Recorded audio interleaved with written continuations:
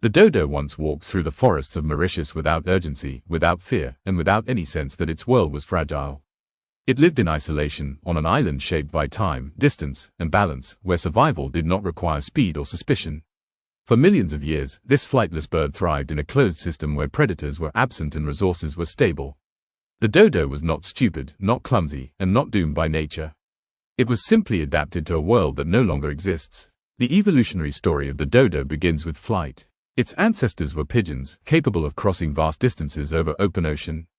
At some point, a small population reached Mauritius, an isolated island in the Indian Ocean. With no land predators and abundant food on the forest floor, flight became unnecessary.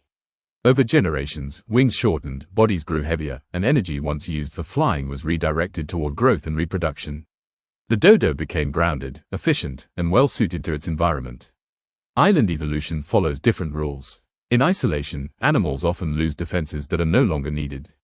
The dodo did not need to flee. It did not need to hide. It did not need to recognize danger quickly. Its behavior reflected a world of stability, not stupidity. This calm, trusting nature would later become its greatest vulnerability. Physically, the dodo was a large, solid bird with strong legs, a rounded body, and a massive hooked beak. Its wings were small and non-functional for flight, but not useless. They may have played a role in balance, display, or communication. The beak, thick and curved, was suited for a varied diet that likely included fruits, seeds, roots, and fallen vegetation.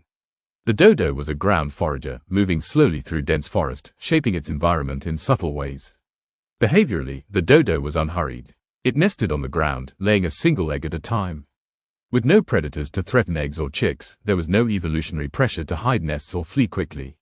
Adults invested heavily in each offspring, a strategy that worked perfectly in a closed ecosystem. The bird's lack of fear toward unfamiliar animals was not a flaw, but a reflection of thousands of generations without danger. That balance ended abruptly in the late 16th century when humans arrived on Mauritius. Sailors encountered a bird that did not run, did not fight, and did not flee. Dodos were hunted for food, though historical accounts suggest they were not especially tasty. More destructive than direct hunting, however, were the animals humans brought with them. Rats, pigs, dogs, and monkeys quickly spread across the island, raiding nests and consuming eggs that had never needed protection before. Habitat destruction followed. Forests were cleared for settlements, ships, and agriculture. The dodo's world collapsed not gradually, but rapidly. Within less than a century of human arrival, the species was gone. There was no long decline, no slow adaptation. Extinction came faster than understanding. The dodo disappeared before science truly existed as we know it today. No living specimen was ever studied in detail. Much of what we know comes from bones, paintings, and written accounts, many of which were exaggerated or inaccurate. This lack of knowledge allowed myths to form.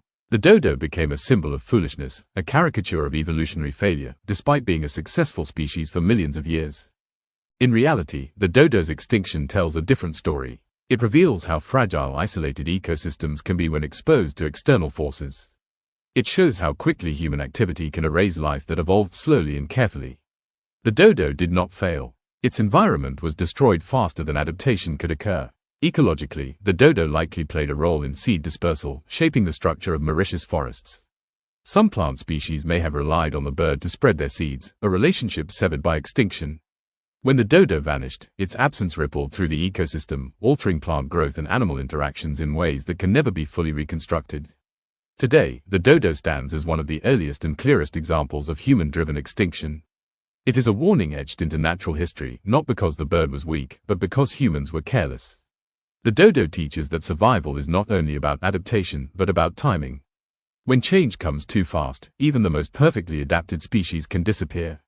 The legacy of the dodo continues to shape conservation thinking. Modern efforts to protect endangered species are built on lessons learned too late for this bird. Habitat protection, invasive species control, and respect for ecological balance all trace their urgency back to stories like that of the dodo.